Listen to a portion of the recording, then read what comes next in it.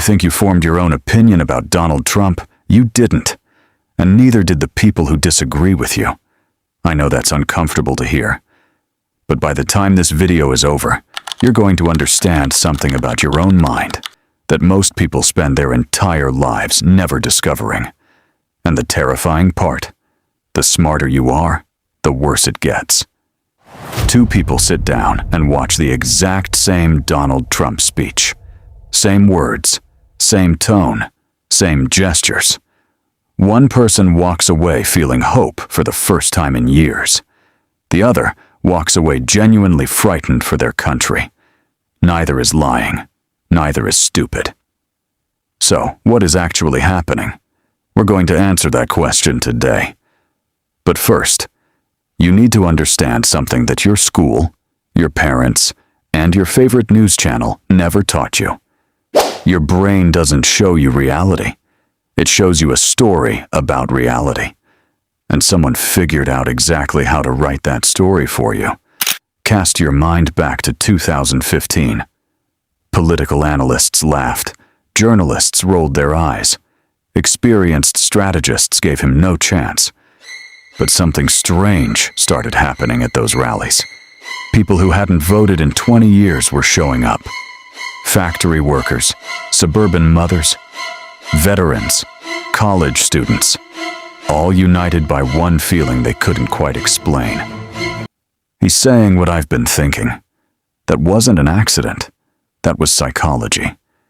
Here's what most people get wrong about propaganda. They think it works by planting ideas in your head. It doesn't. The most powerful propaganda works by finding what's already in your head and feeding it. Psychologists call it confirmation bias. Your brain is constantly searching for evidence that your existing beliefs are correct. When you find that evidence, your brain releases dopamine, a literal chemical reward for being right. Now imagine a communicator who masters that system. Every message is engineered to make you feel like your instincts were correct all along. Every speech confirms what you already suspected. Every rally feels like finally being understood. That's not inspiration. That's neuroscience. But here's where I need to stop you. Because right now, half of you are nodding along thinking, yes, that's exactly how Trump manipulates his supporters. And the other half are nodding along thinking, yes, that's exactly how the media manipulates Trump's critics. And both groups just did exactly what I described. You used this information to confirm what you already believed. That's how deep this goes. Now here's the mechanism that truly locks people in. And this is the part most psychology videos never get to. At some point, and this happens on both sides, political beliefs stop being opinions. They become identity. And the human brain is wired to protect identity the same way it protects physical survival.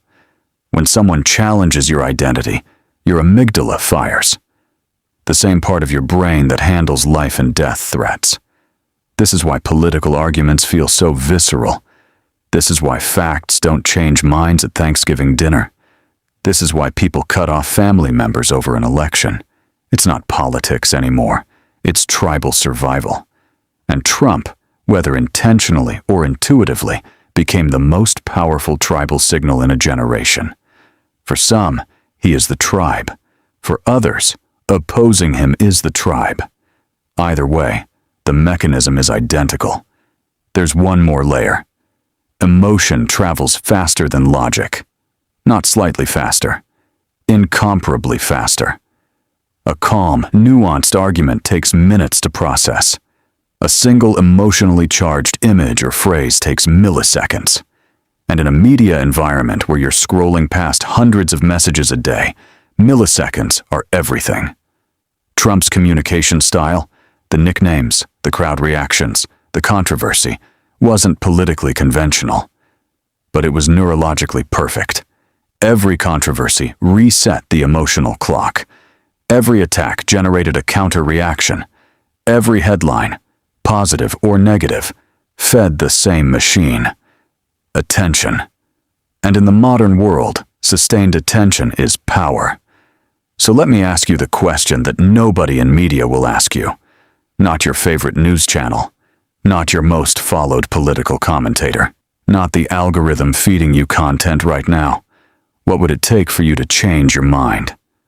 Not about Trump specifically. About anything you believe deeply. If you can't answer that question, if there is genuinely no evidence that would shift your view, then you are not thinking. You are defending an identity. And that's not a Trump supporter problem. That's not a Trump critic problem. That is a human problem. The most successful propaganda of the 21st century doesn't need to lie to you.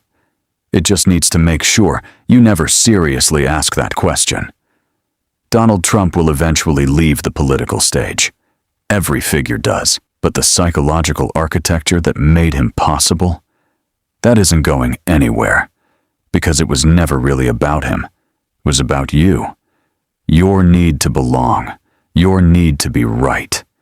Your need to have the world make sense. Understanding those needs doesn't make you weak. It makes you dangerous to anyone who tries to exploit them. The most protected mind isn't the one that trusts no one. It's the one that knows exactly how it can be fooled. Now you do. And if you think this only applies to politics, you have no idea how deep this goes.